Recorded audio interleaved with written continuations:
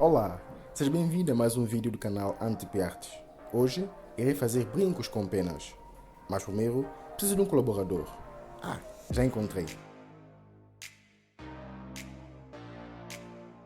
Já temos o material principal.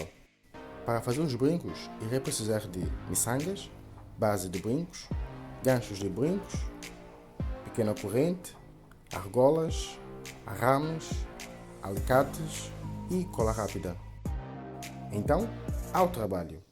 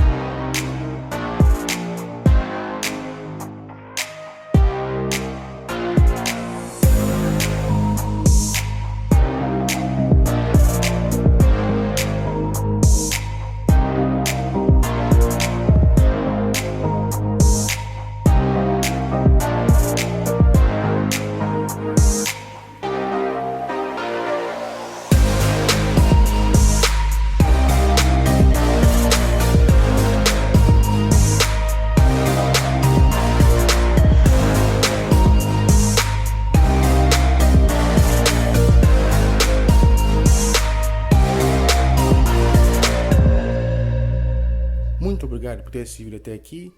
Por favor, deixe seu like. Se é novo no canal, se inscreva e partilhe esse vídeo com mais alguém.